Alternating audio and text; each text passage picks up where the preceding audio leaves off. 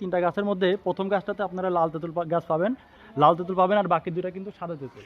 এগুলো কিন্তু আমাদের কুষ্টিয়া জেলার ঐতিহ্যের একটা অংশ। সারা বাংলাদেশের 64 জেলার মধ্যে আমাদের এই কুষ্টিয়া জেলাতে একমাত্র এই তেঁতুল গাছগুলো আছে, যা অত্যন্ত পুরাতন এবং লাল তেঁতুল গাছ। এই লাল তেঁতুল গাছ আপনারা দেখলে বুঝতে পারবেন কতটা লাল। আমি কিছু আমার হাতে সংরক্ষণ করেছি, আপনারা দেখতে পাচ্ছেন।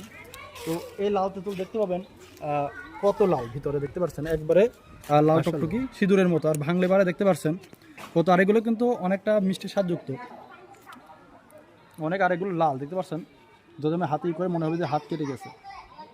তো আপনারা যারা আমার এই ভিডিও দেখছেন অবশ্যই শেয়ার করে দেবেন যে আমাদের কুষ্টিয়া জেলা কতটা বিখ্যাত। সারা বাংলাদেশের মধ্যে একমাত্র আমাদের কুষ্টিয়া কুমারখালী শিক্ষা উপজেলায় এই লাল তেঁতুল গাছই পাওয়া যাবে।